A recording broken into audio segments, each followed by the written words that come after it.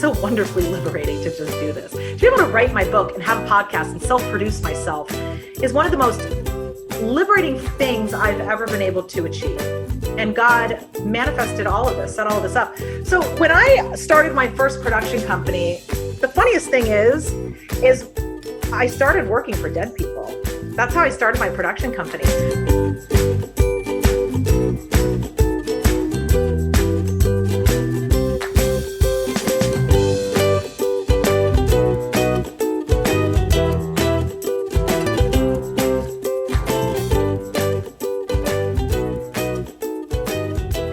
Hi, I'm Molly Skye Brown, and thank you for joining me on another episode of Let's Be Frank with your host, me, Molly Skye Brown. I think this is episode, could be 6. I think it's the 6th episode. 6th or 7th, or it's the 7th. It could be the 7th episode. Either way, I've got some notes, and these notes are always so funny because I write them when they come in, and when they come in, I'm usually still talking to whomever has dropped off the note, which is usually Jesus or Michael or God or my dad or an angel or whomever comes in and tells me the thing. And then we are laughing hysterically, and I'm taking notes and having a whole conversation. And then I go back and look at the notes. I'm like, this is insane. I am not saying these things. But of course I am. Of course I am. Why else would I have this podcast if I wasn't going to double, triple dog dare myself to do all the things and talk about whatever? So on this episode, the focus of this episode is really gratitude. I'm so grateful, literally for everything, because everything that has happened in my life has led me to where I am right now. I'm just so grateful for literally everything in my life. And while I have my bad days, I get triggered, and a lot of days I'm like, what is this shit show called Earth? I'm still very grateful for everything that I've experienced, the family that I was born into, even though we really did not understand each other and they had no idea of PTSD, and I didn't know what PTSD was either. It is what it is. And at the end of the day, I'm still grateful for all of my experiences, even the horrible ones, because they're platforms, they're starting off points, that you write a podcast, you write a book, you create. The gift of trauma, I mentioned this repeatedly, the gift of trauma in my book and in a theme of, a lot of my writings and a lot of the stuff I share is it can be really triggering to be like, oh yeah, I was raped as a child and there's a gift in that. But there is, and that is Earth. That's the Earth experience. Not everything's going to be easy. Not everything's going to be great. Not everything's going to be a good time, but everything is a learning experience. Everything is a learning opportunity. And that's what we're here to do, is learn and grow, learn ourselves, return to ourselves, and self-actualize ourselves. And at the end of the day, that's a really beautiful thing. When you can transcend the humanness of yourself, you're doing one big step before you cross over, because you can't cross over with all of that Earth egoic identity. It's not Earth anymore. So to transcend it here is a really big deal. It's self-ascension. It's self-mastery. So relinquishing a lot of the egoic torture from Earth opens up worlds of timelines, first of all, on Earth, but it opens worlds of timelines and opportunity once you exit Earth as well, too, because what you're programmed with and what your ego thinks at your time of death is all that can be given to you once you pass. If you're walking down a hallway and you don't realize that there are imaginary doors, then you don't know there are imaginary doors. But if someone told you before you walked down the hallway that there are imaginary doors, well, look at you, there are imaginary doors. Like, that's the easiest way I can explain it. It's a pretty good parable. Thanks, Jesus. But that's, it can be really triggering to come to terms with abuse or situations that were just so traumatic and overly traumatic. And harp on, because I know this was my problem, harping on the miscommunication and just so much wasted time And a part of me was waiting for someone to save me. And then when Jesus wasn't showing up, I was pretty mad at him. And now, he's always here and I hear him all the time and he's counseling me and explaining things to me. So I appreciate it. Now I understand multiple dimensions of all of that. But had I not been traumatized, I never would have sought any answers. If you live a really sheltered life and you don't experience anything, then you live a sheltered life and you don't experience anything. The end. There's no arguing with that. You either experience things or you do not. You either grow or you do not. And that is my cat Enzo. I don't have my ring on today and it's very sad. I broke a head off of it yesterday producing, or was it the day before? I love that time doesn't exist anymore, but I also cannot keep track of anything because I don't know what days anything's happening. One of the things I'm really grateful for, I don't even know how I'm going to start this conversation. The parallel lines that were occurring at the same time of the abuse I was going through in childhood with that stalker dad down the street. And then right after, and the parallel lines between my outlet and my salvation being musical theater is so incredible.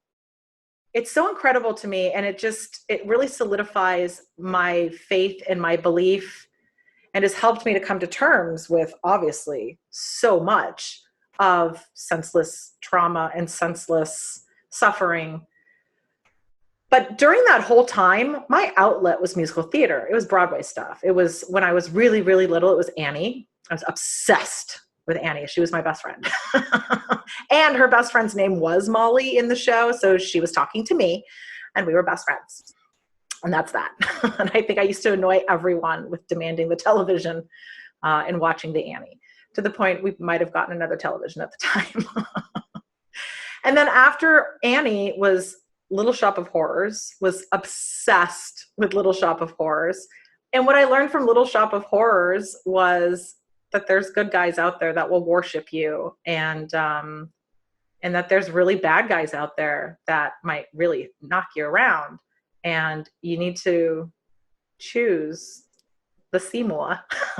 So loved that. And then after I was raped when I was 9 by the neighbor that tricked me into his room right before we moved across the country, the next school that I went to was a little Catholic school again.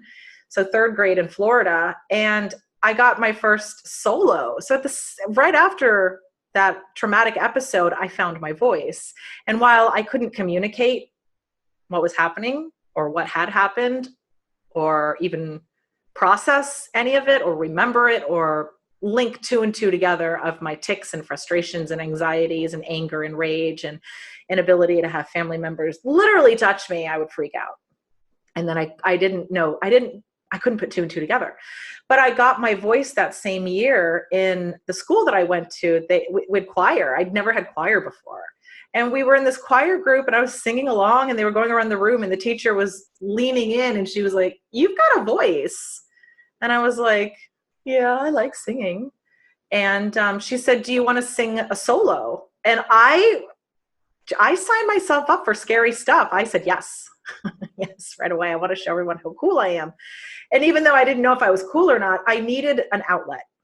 I was nervous to make friends. It was a new school. We'd moved across the country and it was quite scary. So I needed something to ground me in school, whether I knew what I was doing or not. Something within me was saying yes to singing that I didn't even know I could sing. And the first thing I ever sang, my first performance ever, if you talk about law of attraction and synchronicity and, desires manifesting and things in your heart, my first solo ever was 3rd grade at a choir in Catholic church. And you'd think it was a religious song. It was from Godspell. And I just learned that recently because I've never seen Godspell. And my husband was playing something from Godspell and I was like, "This is from Godspell? I thought this was a hymn." It's a different hymn. I thought this was a song from church. And no. So, that was so magical. And then right after that, I stole my dad's double LP of Jesus Christ Superstar, and I really started to like Jesus a lot more and understand him a lot more than the organized religion version and my father's version, of God and Catholicism and stuff. But, even Jesus Christ Superstar's version has a lot of questions for God, because God is not a character in it, obviously, because it's depicting our own free will. But he's quite literally the epicenter of the show. So while he doesn't exist, he does exist in the show. And Jesus had his own questions as to God's reasoning for the purpose of whatever Jesus had to face. So I really found my voice through musical theater. And now I'm 42, and several years ago, I had an insane flashback about being in that man's room in 2014, I think it was. Yeah. It's like September time of 2014, I had a flashback of being in that guy's room again. Like, it just imprinted over my reality. It was absolutely terrifying. And it sent me through a panic, and I had to go to a psychiatric hospital for, I think, like a week. I tried to kill myself. So the gift of trauma, it's a big lotus flower of blooming petals to get to the epicenter, but it's very worth it. It's worth it. And if you can make it this far, you've made it this far. Everyone's going to go through their own thing. Everyone has their own cross to transcend. Everything and everyone has their own thing that they're going to self-actualize within themselves. And this is mine, and it's kind of a doozy. And for me anyway, it's not been easy. It's not been easy at all. And I can't imagine anyone else's suffering is easy for them. And I have the utmost compassion. However, I also, my mother's voice ringing in my ear of everything happens for a reason, and you attract your circumstances. And while I hated her when she would say those words, I knew she was right, but it made me think that I attracted that monster. And I did attract that monster, but because he wanted my innocence. So I was being innocent, and that's what was attracted to him. So it was nothing I could have done to not fall prey into his web. It's like a fly flying, and it flies into a web, and it's like, are you mad at the fly because it flew into a web? No, that predator knew exactly what he was doing, but I sure beat the shit out of myself for years and years mentally over it. Because like I said, I did not know how to process it.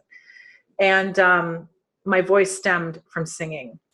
So then once I started singing, it was not really shutting me up much. I was singing all the time to myself, but then I'd go through bouts of, a lot of depression and not be singing, and waiting until my whole family leaves the house before I would, burst into song throughout the whole house and just be me, because I was too nervous to be me, too fragile to be me.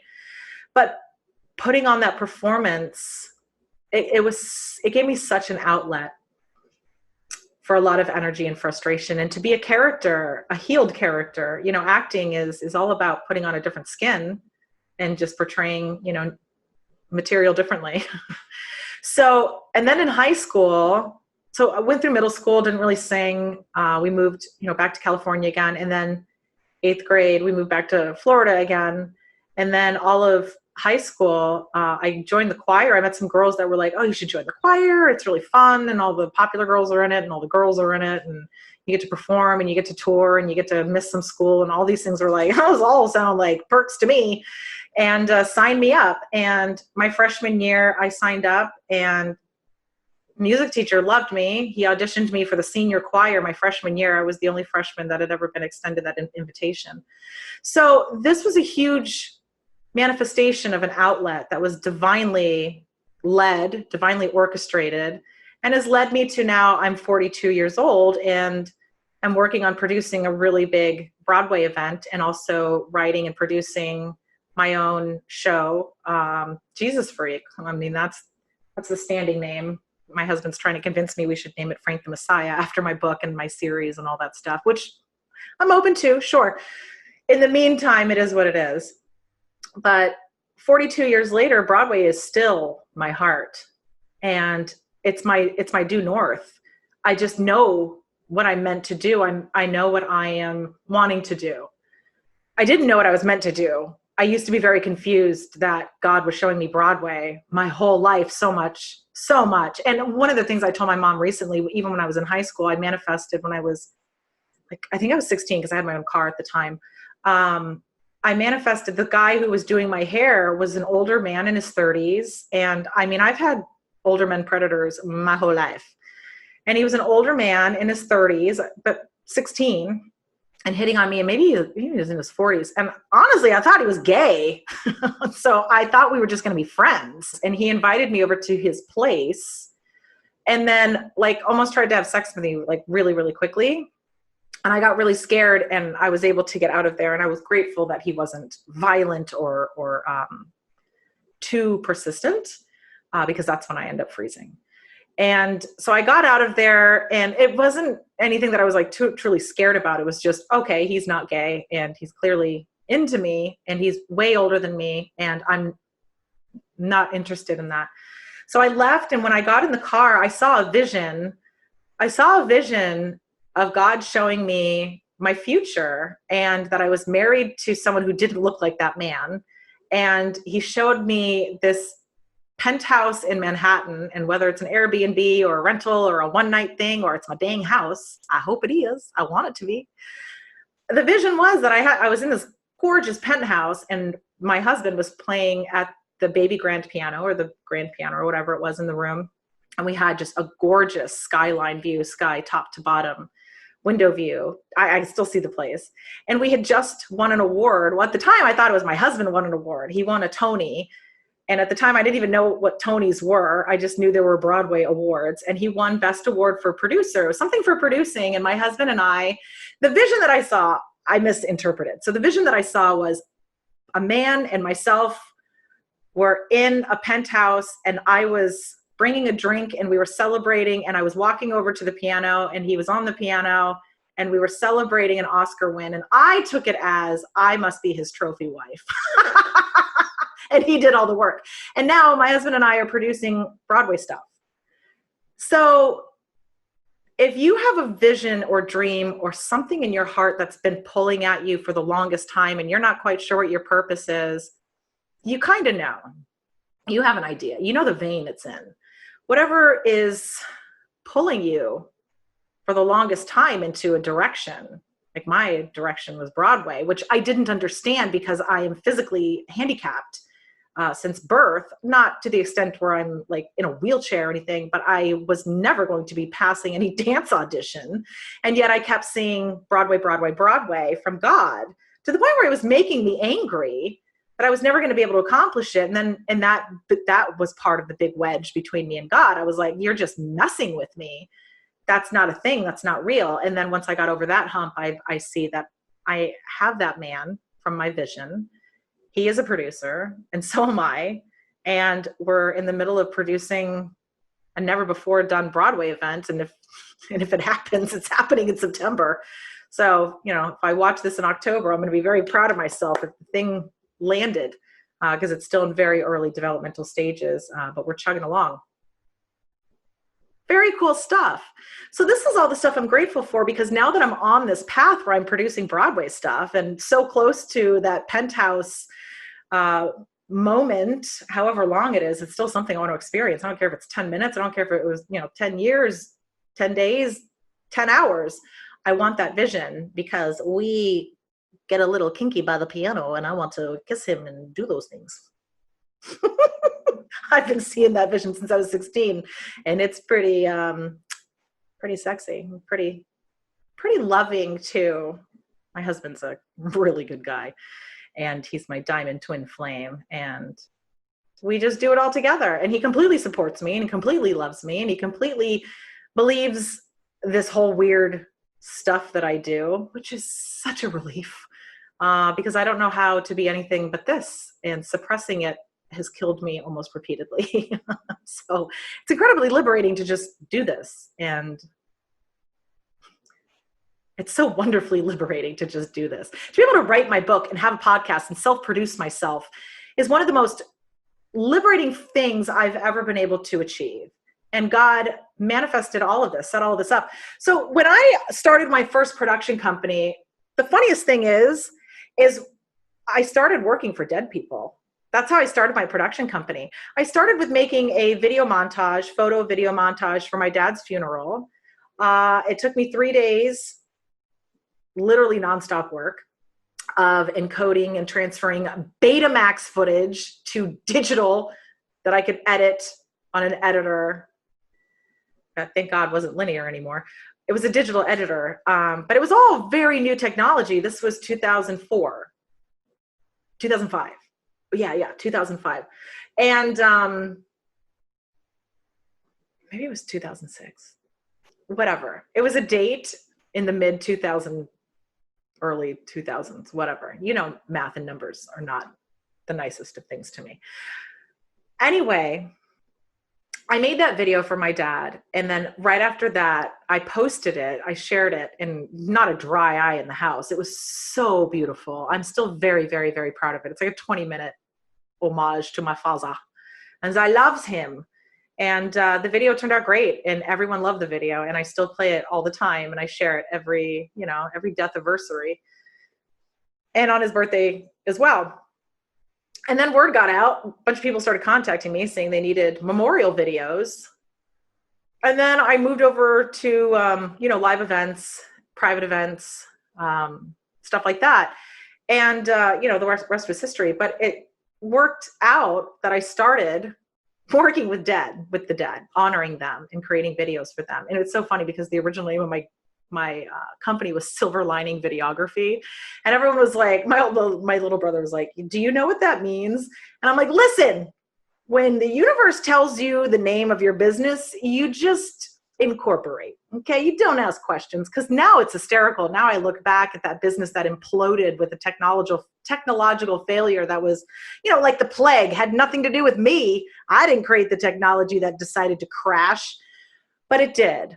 And the funny thing is I hear God chuckling all the time that he's like, do you now understand the concept of the name of your business? It wasn't meant to last forever, or else I'd still be doing it. I wouldn't be doing any of this work, which is way more important work to be doing, writing Jesus stuff and podcast Jesus stuff and musical Jesus stuff, way more important than making live event videos, which I'm doing also still too, but with Broadway, which is way more my passion.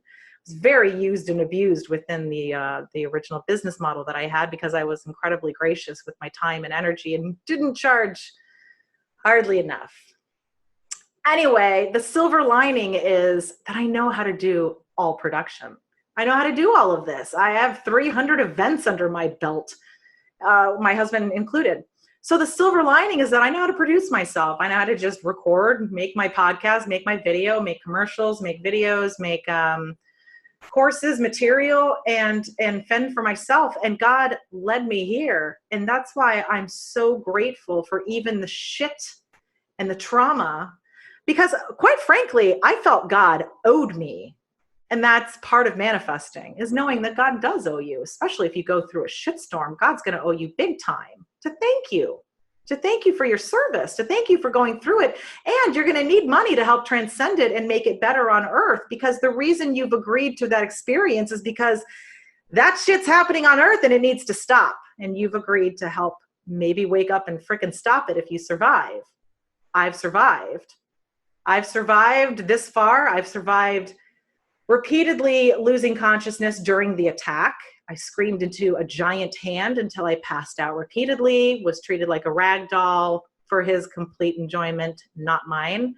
Survived that. I survived middle school. I survived, and that was one of the first times I was suicidal. It was middle school. Survived that. First time I was going to attempt was when I was about 20. Survived that. Survived an actual full-on attempt, and survived another full-on attempt, and then found trauma therapy, have found help, have found peace, have found my voice again. I detoxed from the medication that was hindering my ability to really tune into my guides and to tune into my body. I couldn't feel my body. Everything I was taking was numbing me. to the point of I just didn't want to be here, and I was going to take them all at the same time and maybe can numb me to the point of deletion. But it wasn't working. And both times I came back and the second time, nothing even happened. And I've mentioned that before. Do not try that. But I was divinely whatevered every single time, interfered, because I was meant to do this work. I'm meant to do this work. I'm meant to talk on this podcast. I am meant to tell people how to manifest. I am here to show entrepreneurship. I'm here to empower women. I'm here to fucking speak. I'm here to sing. I'm here to produce. I'm here to be me. I'm here to have fun. I'm here to enjoy my husband and have an amazing sex life now, even though I was frigid for 13 years of our 16-year marriage. And that sucked. And I survived that too. I mean, that sucked. I was terrified of him. Oh God, I hate even thinking about that. I was scared of him because he's the nicest guy in the world. But as someone who's been manipulated and gaslighted, nice is scary because the monster tricked you with nice. So I hope that makes sense for people who have a hard time trusting their nice husbands or nice anyone because they were tricked with nice. It's a trigger. And I'm in trauma therapy, and I'm so grateful for the trauma therapy that I'm in. It is healed, rectified so much inner child healing, so much healing back there that has unlocked new timelines for me to manifest this vision that I had when I was 16 of being this producer. And I'm, now wearing that hat for the exact thing that I wanted it for Broadway. I was doing TV producing 2 years ago, casting and developing shows. And God was like, yeah, pivot. Well, Jesus was like, first of all, will you go on TV? Will you do video? Will you talk about me? I said, I would do whatever you asked me to. Of course I would. And now I have a video podcast because he was like, yeah, well, let's record it with video. And now you got a show. And it's like, oh yeah, you're so smart. You're so brilliant. I love working with the divine, because when you work with the positive divine, like true source energy, it's one step at a time. And it's one powerful step. When you are not listening to the divine, you're seeing way too far ahead to the point of freezing because it's too scary. It's too much. So we need one step at a time, and we need a lot of gratitude. We got to thank the whole way, because Jesus had a ton of gratitude, and he knew since infancy that he was wanted dead on earth, and he was able to walk on water with his faith. And there are days that it literally feels like I'm walking on water because of my faith and because of all that I've healed and all that I've worked on, and rectifying things that I wasn't so grateful for. I used to be not grateful for my family. I'm very grateful for my family, my brothers, and my relationship with my brothers have gotten a lot better. I don't know how much of my story they know or care about. I've just given up on ever having that conversation with them. I don't know if it's too painful for them, but I don't want to bring it up because it's too emotional for me. But it was hard. They didn't believe me, and they didn't believe me, even just a couple of years ago too, on some of the memories I was having. And I don't like to be around people who don't believe me, because my memories are my memories. I don't know what to tell you, but my mom does. And we've gotten so close. We've gotten very, very, very, very close as a result. And we were very, very synthetically close most of our lives, because she was my manager, my talent manager, my whole life, until I left home. And she was my best friend through all of that. We had a blast. She had a blast managing me. I had a blast being managed under her. I thought she did an amazing job. And we got to hang out and spend a lot of time together as a result. And we got really, really, really close. Sadly, we never had that conversation. It just never came up, especially by the time that I was talking to her. I had boyfriends again and was sexually active. So I still was not putting two and two together that abuse from my childhood was even a thing. I thought it was, well, this guy broke my heart. And my mom and my parents couldn't understand why it would affect me so intensely.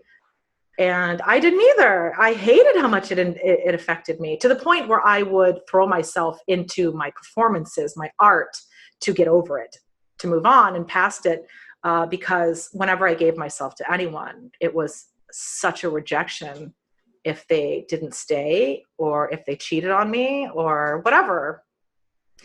So there was a lot of triggers there. And I'm so grateful that I can see all of this now and rectify it all now and see it all from, hindsight's 2020. And this is the year 2020, which is the year of the hindsight. So what are we looking back on?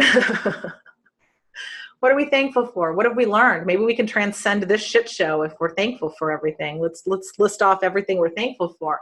I'm thankful that God's in charge and that I didn't cause the plague, so I don't got to fix it. God's going to fix it. God's going to take care of it. I'm going to keep doing what I'm doing. And if he tells me to do something differently, I'll pivot.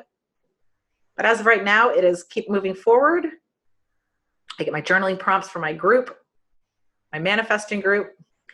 But so yeah, my manifesting group, I keep it easy breezy in there as far as learning and as far as putting the pressure on me to do too much and then burn out. So I keep it very easy in there. I don't want to confuse the people in there on top of it. It is very easy to confuse people with manifesting and overcomplicate it. And then I want to say also, like, a belated Mother's Day and Father's Day of just honoring my parents. For the longest time, we butted heads, and I was very angry with a lot of different things. I was a very challenging child. Why I'm such an accomplished adult, I suppose, is I had a lot of ambition and a lot of energy. And my mother said I was making long distance phone calls when I was an infant. So I had shit to do. And she knew it and I knew it. And, I was managing elementary school offices in elementary school and in middle school because I wasn't doing PE. So I learned all that stuff there. And then I was office managing a recording studio when I was 15, one of my first jobs. And it was so cool. So I have a ton of experience now that I'm so grateful for. And this is what comes back around to the gratitude of, had I not gone through some really terrible stuff, I'd probably be a very complacent person, not challenge myself as much. And that's just in my observation of myself. I don't know if that's 100% true, but it helps me to reconcile the suffering. Because of course, I don't know if none of that happened to me. Well, obviously, if none of that happened to me, I wouldn't have a fascination with pedophilia and how to fucking stop it. I don't think. That's kind of one of those things you need to see the beast in order to want to slay it. Otherwise, you want to believe the beast doesn't exist. But going back to honoring our parents and belated Mother's Day and Father's Day, I learned so much from my father. My father had no restrictions. He had no boundaries. He had the motto, act like you're meant to be there and then walk in. And I love that. That is a powerful, powerful thing.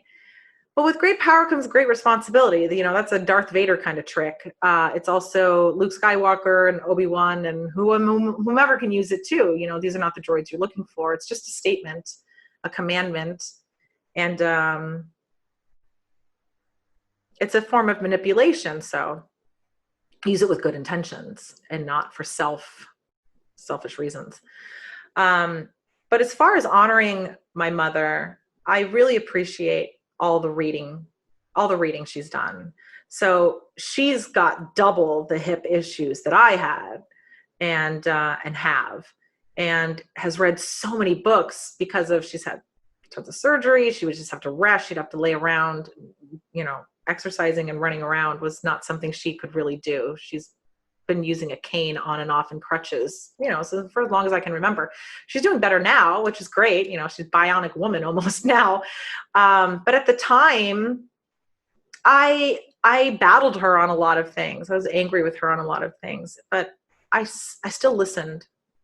I still listened to everything she had to say, even if it was so crazy. Like one of the things she said, I remember one time, I think it was in high school or college, she was like, Molly, I'm reading this book and they're talking about other planets and how sophisticated they are and how they laugh at Earth. Aliens laugh at Earth because I guess she was reading a book that was channeling an alien.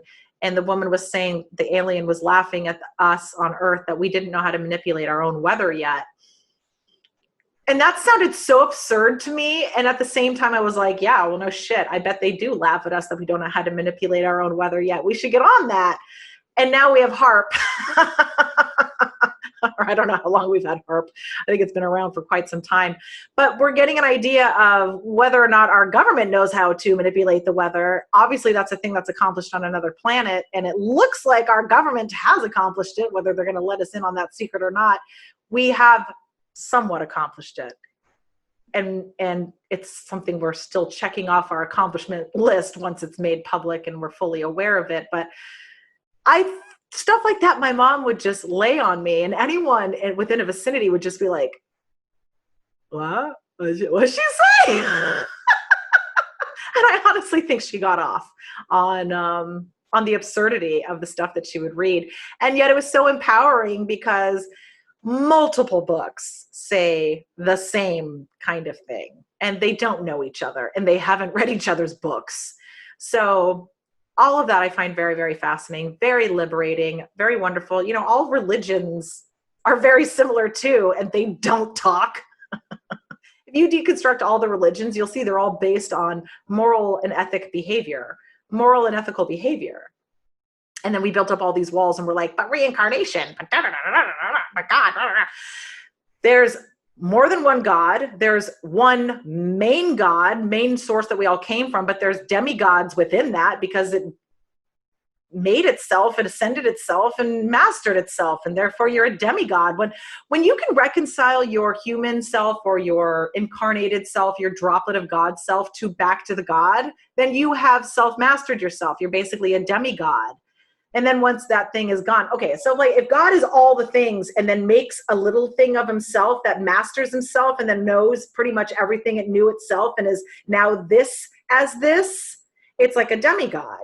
But then it would need to release itself and get rid of it to then come back and be full source again and never be source. So source is just extending itself out as us, as hands of God, as fingers and droplets of God, to experience everything. So it can even self-actualize itself, that all the knowledge that it knows truly knows itself, that it can prove itself. All the knowledge that it knows, it's proving itself through us and through everything, with all the aliens and other dimensions and all the other planets and the whole universe or multiverses or whatever the heck is happening around here.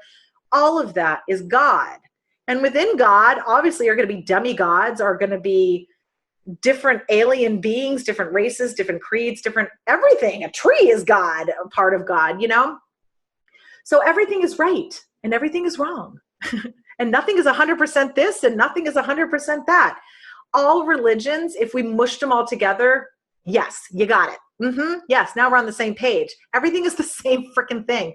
So in Scientology, they talk about how alien souls invade our bodies. And then in Catholicism, they talk about how demons invade our bodies. Wow, I wonder if alien souls and demons are almost the same freaking thing because they're energy. Yeah. We're just recognizing that this energy is poltergeisting the shit out of us, and we just can't see it because, you know, we got to walk around with X-ray eyes in order to see our quantum entanglements within our auric fields, within our energy fields. You know, what kind of energetic shit do you have clung to your field? You probably wouldn't even know. You probably have all sorts of bugs all over, splattered all over your shield, you know, demonic energy shit splattered on your shield, and we wouldn't know. So I think it's hysterical that all these religions think that they know infinitely, but don't check with one another or come to terms with one another, mush it all together. So we're constantly still just super, super divided, even though we all came from the same source. If you look at all the religions, they all say that. Even Muslim Allah is the one God, the one true God. And it's like, yeah, same God. And Christians are like, no, not the same God. And, you know, they're now. And Muslims, no, it's not the same God. Yes, it is. I swear to God it is. I swear to the one God it is. I mean, we need to just stop fighting. It's been 2,000 years of fighting and we can't get Jesus's shit done. Stop fighting. Get the shit done. If you're not walking on water, I don't want to hear from you. Because I've pretty much learned all the other stuff. I haven't. Then I guess that's the alchemy part that I'm still learning, the alchemical part of all the Jesus gifts. But, you know, I'm so grateful for my mom for blowing my mind repeatedly with the content of the book she was reading. Because, you know, when there's wars or when there's bans or restrictions or programming or control or fear, the first thing they go for are the liberating books. Let's get this garbage out of here. Oh, yeah, it's garbage. Yeah, you know, there's gospels that are oppressed. Garbage. Let me tell you, the Gospel of Mary Magdalene's deemed garbage. But the Catholic Church, they've got it locked up. The Book of Jesus, or the Gospel of Judas, same thing. The Gospel of Thomas, they don't think they're legitimate, yet they have them in the Vatican, you know, and they're helpful books. If you go read them, they're available in the library. You can get them through the Gnostic Bible. The Book of Mary Magdalene's absolutely fascinating. And she gives all the secrets away of, you know, what Jesus privately taught her. And of course, the Vatican doesn't want you to have that, because it literally says, access your imagination for instant access to the kingdom. And that's what I teach as well, too, because it is the easiest way. It is the easiest way for you to understand, explain it, engage it, feel it, is by telling you that way. And I love that it's documented in the Gnostic texts that that's the way. And I love that it's documented in the Book of Mary Magdalene that that's the way. Because it's the way for me. And I learned that through trauma, to disassociate. Disassociation is your imagination. You go into your imagination to escape. Disassociation is a traumatic defense. It's a response to trauma. So the gift of trauma was I learned severe disassociation to the point of, hey, I recognize all my imaginary friends like all the time, because I'm so familiar with that world from disassociating all the time and learning to disassociate as that man was stalking me, and then when he finally raped me.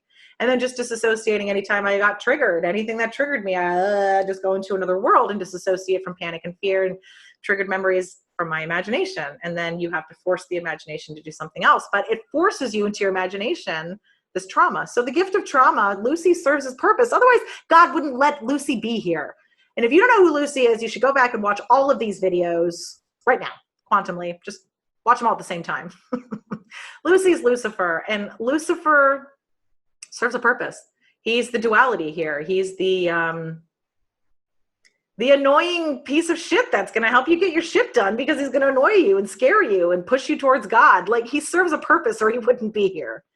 He wouldn't be here. He wouldn't be allowed to be here. And that's the other thing too. God made him too.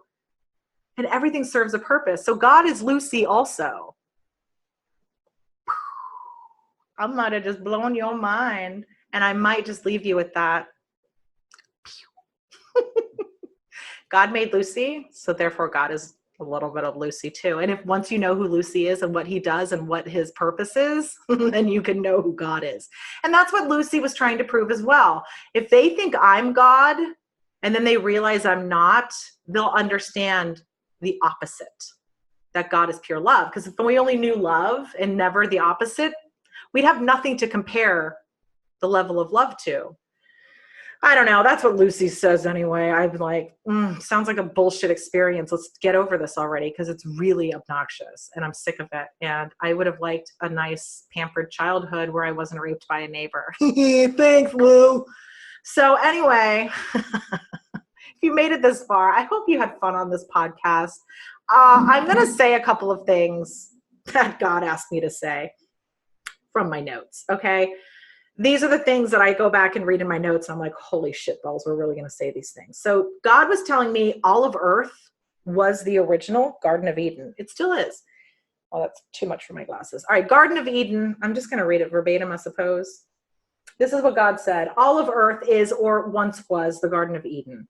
Earth was enslaved by fallen angels from heaven. Fallen angels from heaven, they programmed and enslaved the earth, harvesting their beings, tricking them with their innocence, betraying them so easily, and then mocking them once they figured it out, to the point that God had to intervene. It is so against the rules of the universe. So we know that happened in Egypt.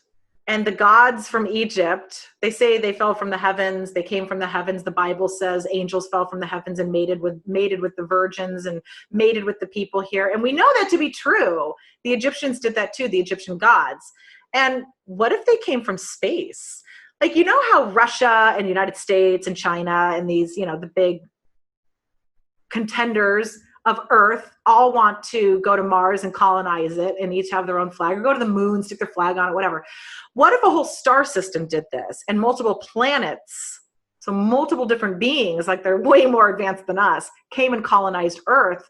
And what if they were shitheads and took it over because they were egoic, and why not? I mean, you really have to behave yourself with how naive and early on we were still in our development. And then they mated with some of us, and some of us became enlightened. But that's how God also gets in, because if these aliens are God originally, then God knows what he's doing, even if these aliens don't. God has told me repeatedly, I work with everything. Everything that manifests, I can work with. So even when pure evil manifests, God can use it. He can work through it against the bad guy and turn it on themselves, and then self-actualize again. And I mean, I know this is all really, really a lot of stuff. But anyway, let me get back to reading. So God has to intervene because it's so against the rules that God actually has to participate really, really big and actively, because by then people are usually praying for a lot of help. And it's a free will realm. So it's like a very hands-off realm, but then we can also get easily tricked, and that's on them too. There's a lot of karmic, debts going on multiple levels. However, the damage has been done. The laws of Earth are as they are. As you learn them, you learn them as you go, but free will is in play. And once we know, and now we know. We know there is so much more than this, and we know that we are still enslaved, and we know that Egypt was colonized by beings from other worlds, posing as God or gods when they only just had a head start and they were harvesting resources on a newly formed and budding planet that was very naive, but also the Garden of Eden and the Adam and Eve template of utter perfection and divinity, a Garden of Eden harvesting himself as warriors of light. So the Adam and Eve thing, because God's like, I made Adam and Eve and I made Adam and Steve, okay? Adam and Eve exist, Adam and Steve exist, get over it. The whole Adam and Eve template is, in order to procreate, you're gonna need the Adam and Eve formula, which is man and woman. And hopefully a good man and a woman that loves him and is devoted to him because he's a good man and not a fucking rapist. Got it? It's really not hard, folks.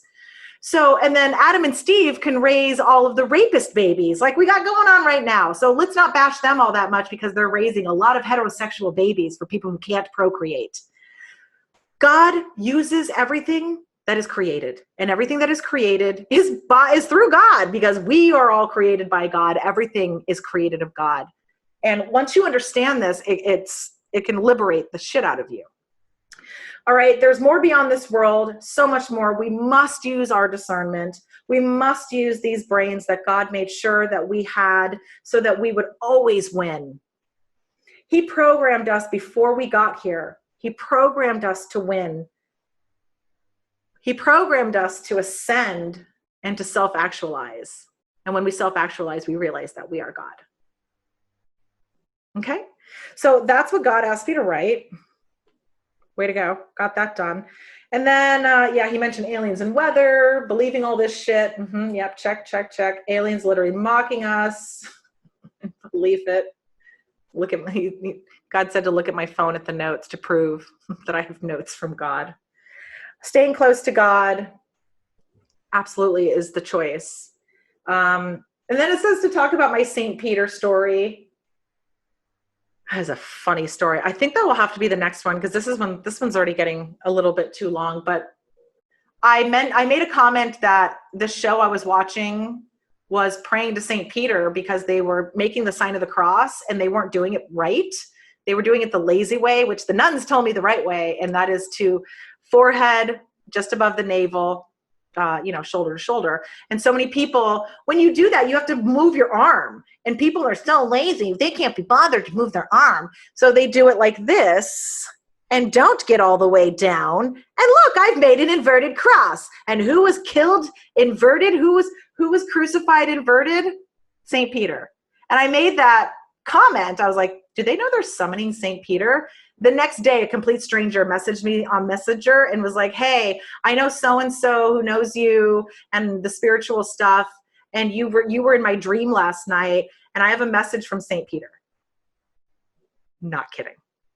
Not kidding. That text message came in the next day at 9/11, which is my number for Jesus. And then later in that day, when I was talking to my husband about it, it was 9/11 again.